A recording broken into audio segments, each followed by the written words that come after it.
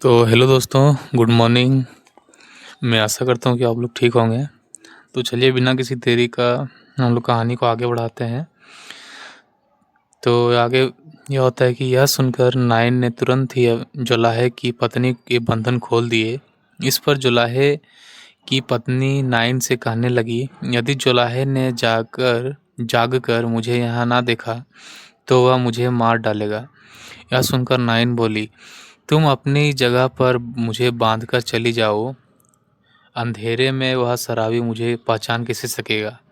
जुलाहे की पत्नी को यह उपाय उचित लगा और वह अपनी जगह नाइन को बांधकर अपने प्रेमी के पास जा पहुंची।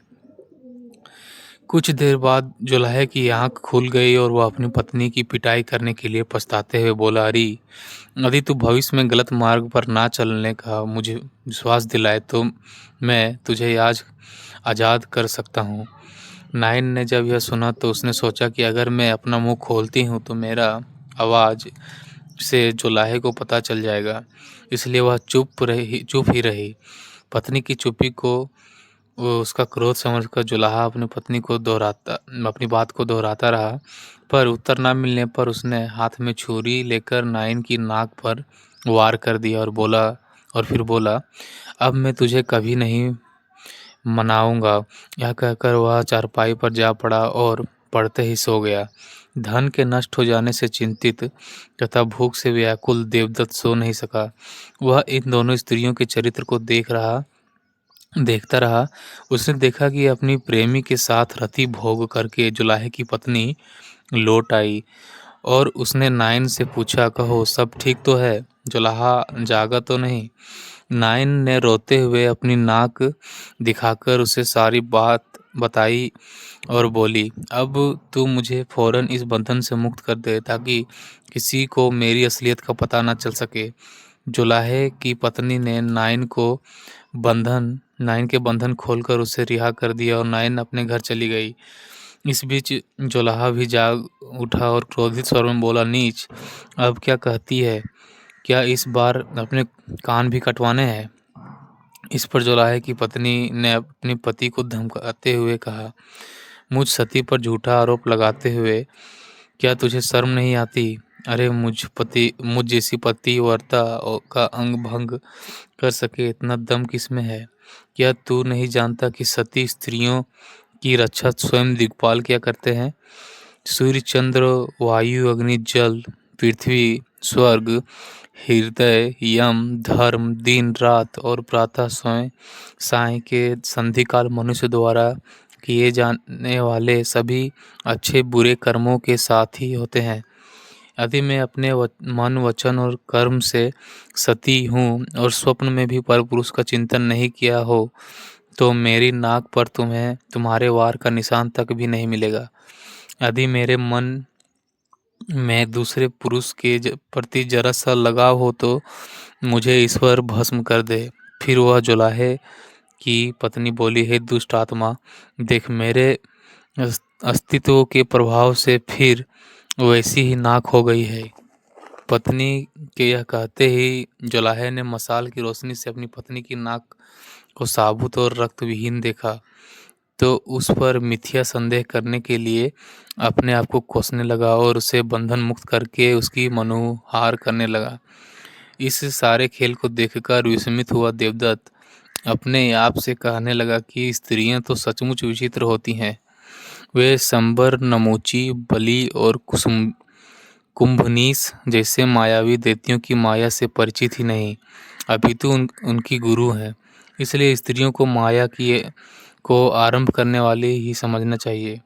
स्त्रियां हंसते पुरुष के साथ हंसती हैं और रोते के साथ रोती हैं और इस प्रकार ये अपनी मीठी मीठी बातों से पुरुष को अपने प्रेम जाल में फंसा लेती हैं। अतः इसी स्त्रियों से कौन पार पा सकता है जो शुक्र और बृहस्पति से भी अधिक बुद्धिमान होती हैं, जो असत्य और सत्य को असत्य कहती है। ऐसी स्त्रियों को संसार में कोई रक्षा नहीं कर सकता, वे स्वयं समर्थ होती हैं।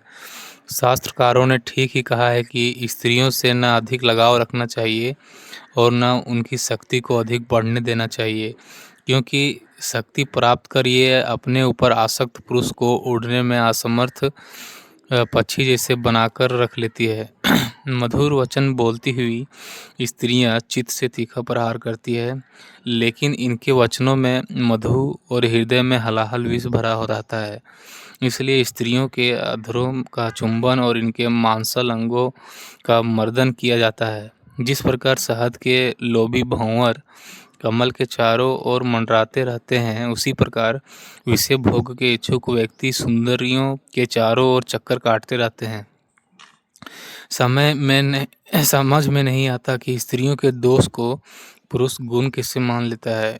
इनके एक स्तनों में कठोरता है, नेत्र चंचल हैं, मुख में असत्य वचन है, केशों में घुंघरेलापन है, वचनों में मधुरता है, नितंबों में स्थूलता है, हृदय में भय है और अपने स्वामी के साथ व्यवहार में कपट भरा है। क्या किसी भी व्यक्ति को ऐसी स्त्रियों को अपनी प्रेमिका बनाना चाहिए? पुरुषों से अपना काम निकालने के लिए स्त्रियां कभी हंसती हैं तो कभी रोती हैं, लेकिन पुरुषों को अपने प्रति विश्वास दिलाकर वे स्वयं उन पर विश्वास नहीं करती। अतः कुलीनता को महत्व देने वाले व्यक्ति को शमशान में खड़े वट वृक्ष की भांति कभी स्त्रियों का संग नहीं करना चाहिए, अपितु उनसे दूर ही रहना चाहिए, क्योंकि बिखरे हुए गर्दन के बालों से युक्त भयानक मुख वाले शेर, अत्यंत मदमस्त विराजमान हाथी तथा बुद्धिमान योद्धा पुरुष भी स्त्री के मोहजाल में फंसकर कायर हो जाते हैं।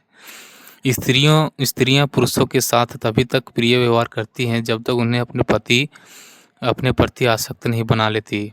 पुरुषों के आसक्त होते ही स्त्रियां उन्हें बंसी में फंसी मछली के समान जल से बाहर निकालकर धरती पर तड़पने के लिए छोड़ देती हैं।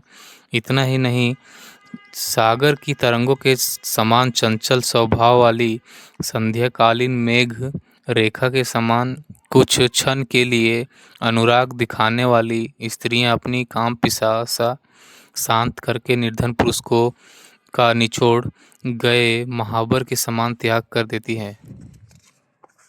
असत्य भाषण, दुस्साहस, माया, मूर्खता, अतिलोभ, अपवित्रता और क्रूरता ये 7 दोष सामान्य रूप से सभी स्त्रियों में पाए जाते हैं।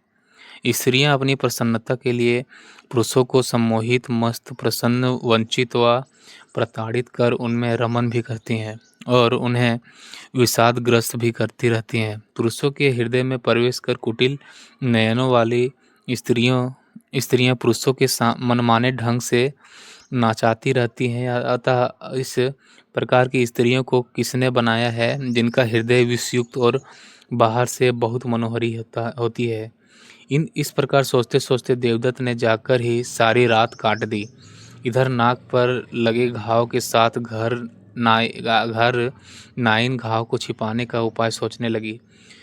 उसका पति रात भर राज परिवार में रहने के बाद प्रातःकाल जब घर से लौटा तो उससे बोला, मेरी हजामत के सामान की संदूकची यहाँ ले आओ ताकि मैं ग्राहकों को की हजामत बनाने जा सकूं।